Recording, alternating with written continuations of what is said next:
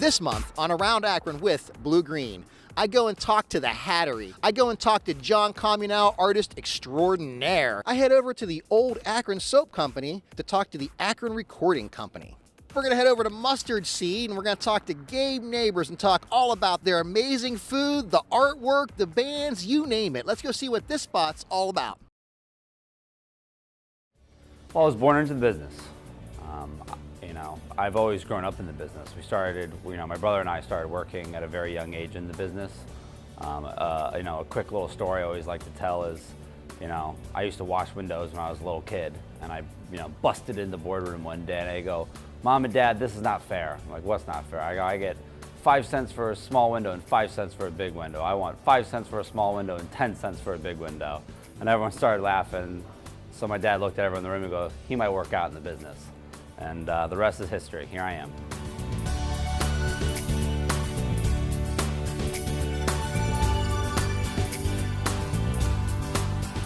So my mother founded the business in the Valley in Akron, Ohio in 1981. It's actually where Pizza BOGO is right now. It's a very small store, and it was mostly a supplement and vitamin shop, and she actually got into prepared foods because people started asking her what she was eating for lunch. And so, "Hey, come back today, I'll make you one." And so she started making like some sandwiches, and it really started though from being in the soup business of doing like catering. They just started making natural foods for people, but it kind of just evolved because of passion, and people just wanted to know what my mom was eating and why it was different, so she educated people.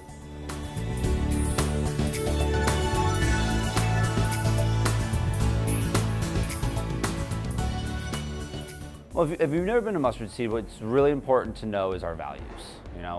We go through all of our food, goes through strict ingredient standards, and that's called our golden standards. All of our buyers also on top of that layer have what's called a buyer's ingredients guide. So we don't allow any food in our building unless it meets our standards. So you can always find those standards in store. You can find those standards on our website. But just to give you a quick example, there's no artificial flavors, colors, or dyes in any of the products in our stores. There's no growth hormones or antibiotics in any of the meats. There's no RGBH, growth hormones in any of the dairy products. All of our cosmetics are cruelty-free. So there's many more things that we do. There's also specific ingredients that we don't allow. There's no hydrogenated oils or high fructose corn syrup. So what we like to tell people is we do the homework for you. You can trust that any product you pick up. We still sell candy. We still sell, cheeseburgers. But we also make sure it abides by our standards and how we believe food should be grown.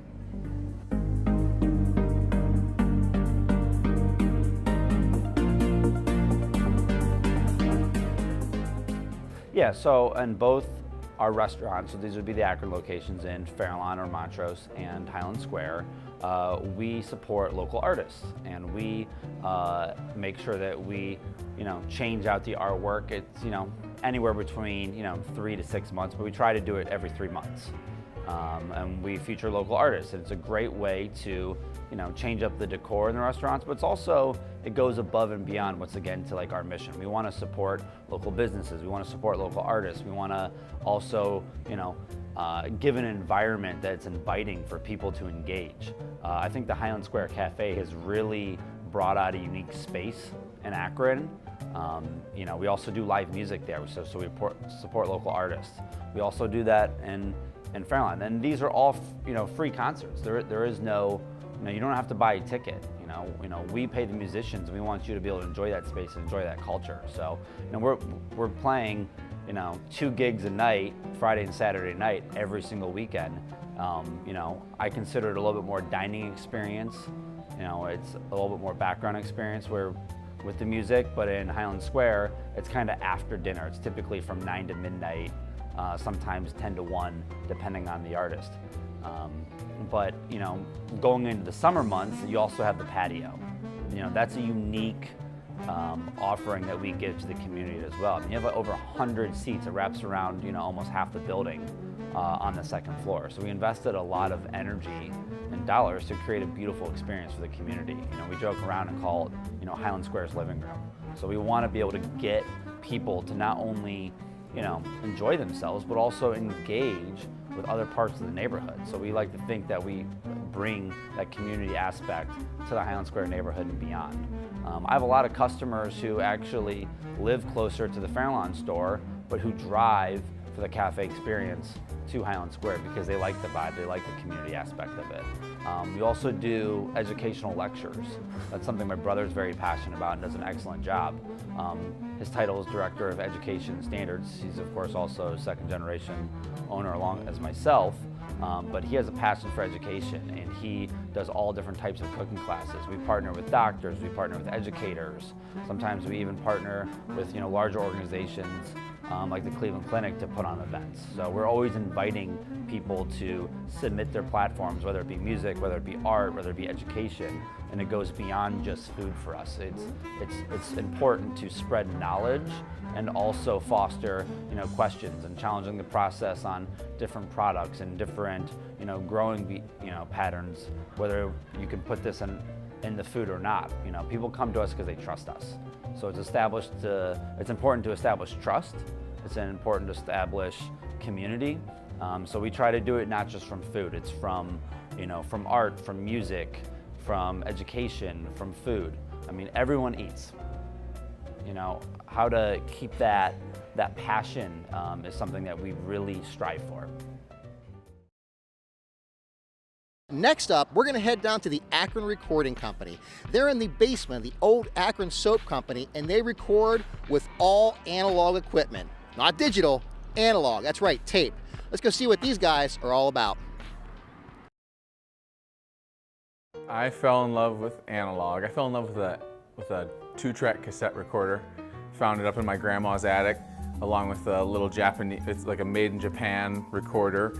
Recorded right to cassette, and it came with a little dynamic microphone that you plug right in, and that was my first experience recording music in general and recording with analog equipment. I guess they coincided, but yeah, I would just use it to record demos of guitar songs or piano songs that I was working on, when I was 17 or 18 years old.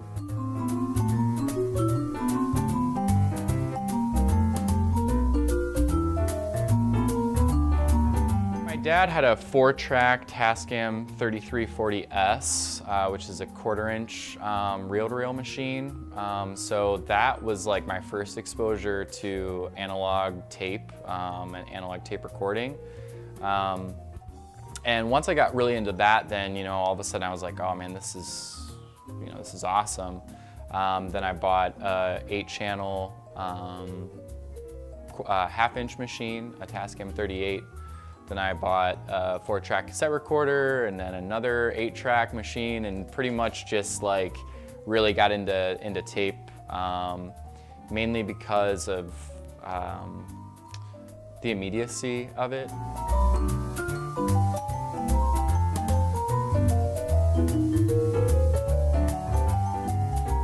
We're at Akron Recording Company. ARC consists of myself, Nate Booker, Benjamin Patrick, and Natalie Greasehammer.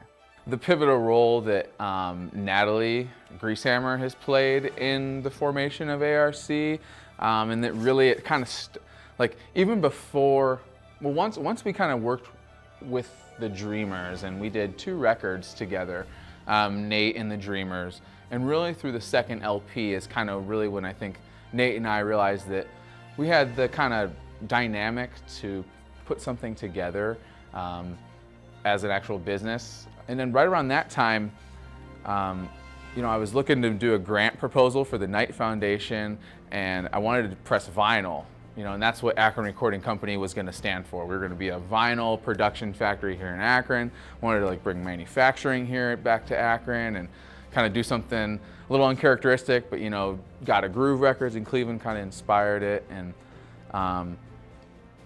that didn't go through. We didn't, we're not pressing vinyl. We didn't get, any kind of grant or anything like that.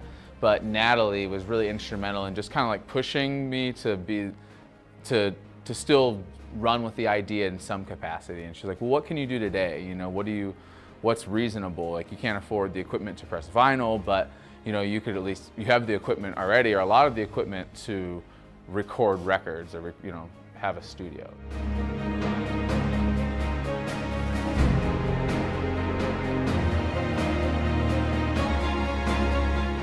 So last year we came out with Where the Hell is Akron, Ohio, Volume 1. I don't know if we actually called it Volume 1 at that point in time. It was just kind of a volume null. And it's exciting to, you know, see the response that we got from Volume 1 and moving into Volume 2. You know, it kind of started as this hodgepodge of like, okay, well, we're in bands, we're recording people, you know, we've got a couple people that have come in and we've recorded, and, you know, we've reached out to our friends and, you know, other people that we think are influential in the music scene to create, you know, a body of, a representation of, you know, what's going on and what music is like within Akron and kind of the greater northeastern Ohio area. Volume 1 was awesome. It was kind of a mix. We were at our really infant stages in terms of like having our studio and having kind of the client base. So we only worked with, I think, 7 artists in the studio where we produced or recorded their music. Volume 2 is really exciting because this time, like, we have control over the full sonic landscape.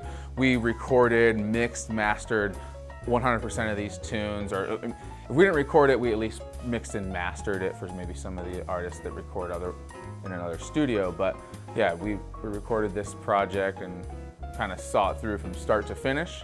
And so we're really excited to see kind of how cohesive it becomes here with this Volume 2.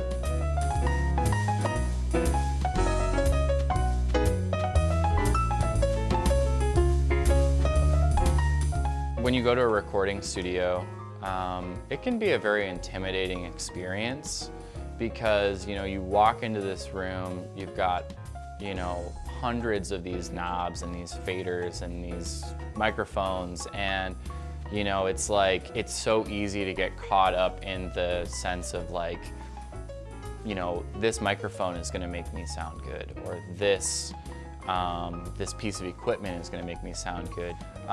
When in fact, I think that, you know, the most important part is just wanting to do it and being ready to do it. And I think the role of the recording studio is to kind of worry about all of that type of stuff. You know, so it's like, whenever you come into our studio, you know, I would much rather you be thinking about, you know, how do I sing this part? How do I express myself? How do I really see my vision for my art? And I'm gonna trust these guys to, you know, put the microphone in the right place or use the right piece of equipment to capture it in, you know, the best way that will work for the entirety of my project. And that, to me, I think is the role of the recording studio, you know, rather than like, you know, really getting into the technical, you know, just like jargon. Whenever you walk into a recording studio, it should be a welcoming and just like fun environment to be working in. You can tell by the hat on the monster and on myself, we're gonna head up to the Hatterie in Chapel Hill Mall. The Hatterie was founded in Akron in 1908, right up the road here on Howard Street, and they have been providing Akron with amazing hats for over 100 years. Let's go see what the Hatterie's all about. All walks of life, everybody, all kinds of, yeah. It's, I mean, most men don't wear them, but from every kind of group, we get hat wearers, you know, from just men rich or poor. Or, you know. A lot has to do, you know, there isn't any, I don't think there's any kind of article of clothing that could make someone look worse than the wrong hat, you know.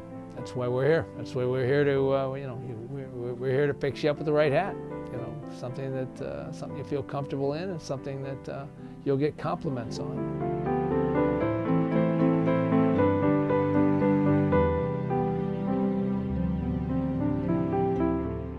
That's something that I inherited from my grandfather and my father. It's personal service. I think that's probably why this store has been in business for as long as it has, is because of the way we treat people. You know, to treat people, you know, like royalty. You know, that's you know, the customers are our priority, and we do a lot of little extras, little niceties little freebies, little courtesies that a lot of stores won't do. And that's why for us, for someone to come in here and tell me that they've been shopping here for 30, 40, 50, 60 years is not unusual. Because it's because of the way they're treated. It's the way they're treated when they come in here.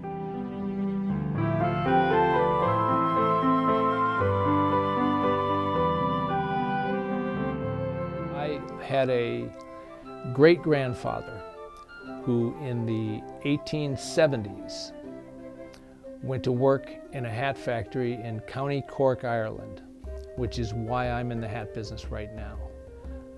He started off as a hat manufacturer, came over, landed in New York City, and then moved to Danbury, Connecticut, because that was, at that time, was the hat capital of the United States. And he was an experienced hat maker, so he moved there. And got a job in the hat factories in Danbury, Connecticut. My grandfather followed him into hat making. Then my grandfather became a representative for the National Hatters Union, traveled all around the country trying to organize and promote union-labeled hats. And he made a stop in Akron, Ohio for some union business, met my grandmother. They fell in love. She said, "I'm not going to travel around." He said, "Okay, I'll settle here in Akron." He opened a hat store and a hat factory in downtown Akron, on Howard Street in downtown Akron. Opened it October 10th, 1908 was our first day of business. In fact, I have the $2 from our first sale hanging above the register over there, signed by the man who bought the first hat. A man bought a black derby for $2. His name was Charles Kennedy. He signed each bill. We specialized in cleaning and blocking and reworking hats, full renovation on hats, which gave him an advantage over other hat stores. There were several other hat stores here in Akron.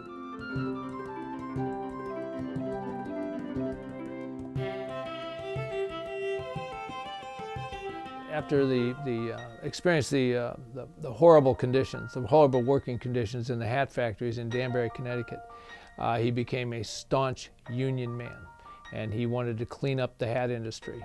And a lot had to do with the mercury that would breathe that would make hat men shake real bad, and that's where the term Mad Hatter came from. He actually opened a hat factory and saw to it that all his workers were unionized, which is kind of unusual for a man who owns a company. But that's how strongly he felt about working conditions, and he wouldn't carry anything but unionized hats in his store.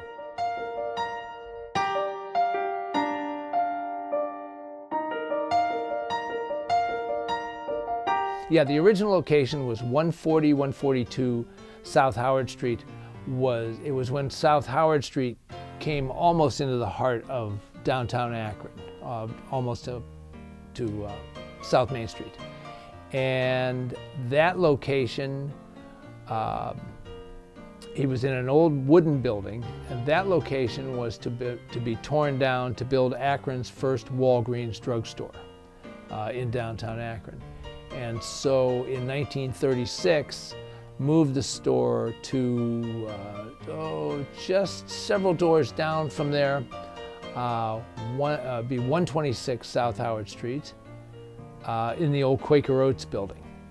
And we were in the old Quaker Oats building till 1958.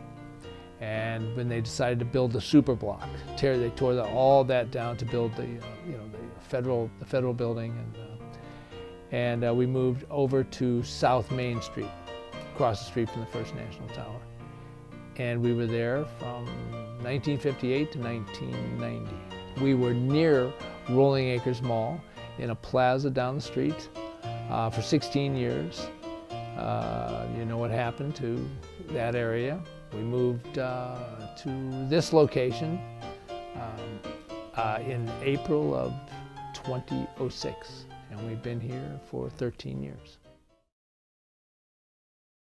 Now to wrap this show up, I go down and talk to John Comunale, artist extraordinaire. He is a sculptor of metal, of wood, of mixed mediums, of Zippy right there, made from recycled material from an old McDonald's. Let's go see what John Comunale is all about.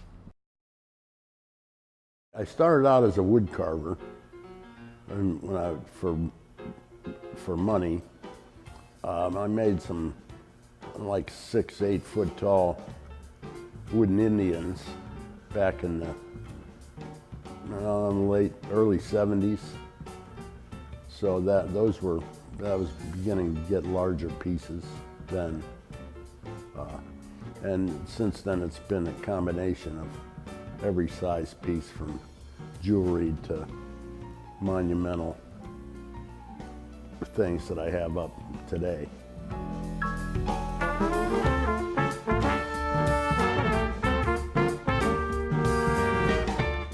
I was in high school, and I was working at a bowling alley,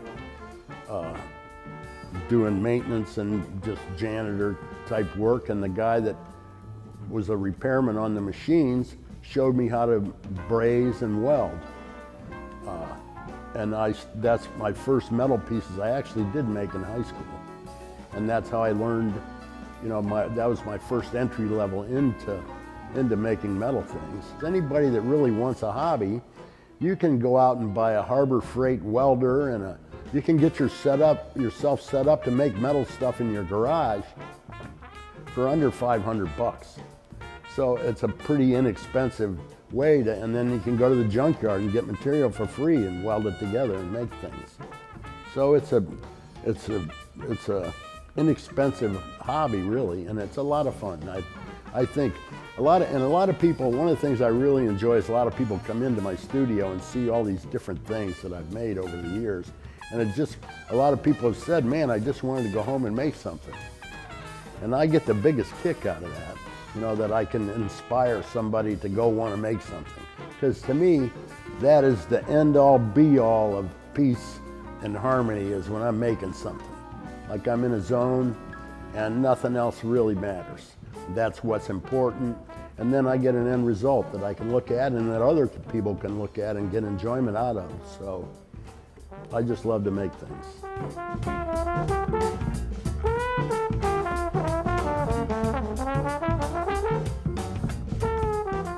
One of the first things I put up that is still mine is a catfish over there by Luigi's Pizza, in front of Tessa's Hotel. Then Tony said he had the Everett building. He was just working on the Everett building. He wanted to build a clock. He wanted it to look like it had been there. So we started design work, and it was patterned after the lions on the clock are taken from, there's 2 big lions underneath the entranceway off of Market Street into the Everett building. And I patterned those lions, and the ones on the clock after those. Across the street from the Everett is the United building. There's a big number 1 with United that's round around it. That was kind of like the old Superman, where they had the Daily Planet and the lettering around the world. I kind of took that from that. Over at the Akron U, I've got the Zippy the Kangaroo. John Blickel, the owner of the McDonald's, called me up and said he wanted to do a Zippy the Kangaroo. One of my favorite pieces, and it's more recent, is the arches on the towpath, which was a great boon to my career. Always it's a battle to keep cash flow and to keep help in here and to keep the work coming in. I was at a low point at that time, and that was a competition, and I wanted, and then they wanted more than one, which is another thing that's very unusual, is for me to do the same thing twice or 4 times in that case. One of the things I made I didn't mention, it was a really fun job, was the tire monster, the Loch Ness monster at Loch 3. And I'd always wanted to work and make something out of rubber, and I'd never had. And once again, through a night grant, we did that tire monster, and it was one of those where I bit off more than I could chew. I had no idea of how heavy the tires were and how hard it was to cut them and fasten everything together.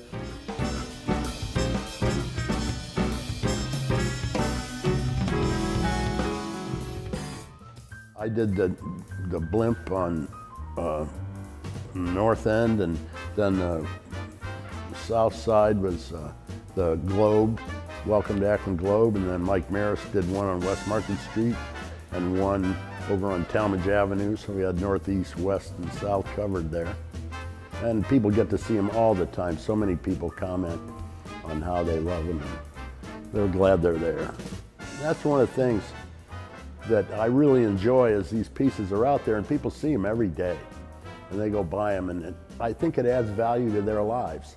You know, people talk about what value is public art. And when you can go buy something, it brings a smile to your face, or when you think about it later in the day and it burns an image in your mind.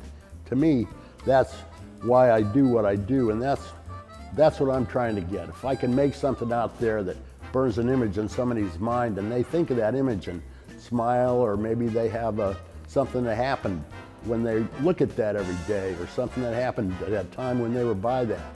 So it's a whole new memory thing for them, which carries on my initial work, which is kind of a continuum that I really enjoy about it all. Thank you once again for watching this episode of Around Akron with Blue Green.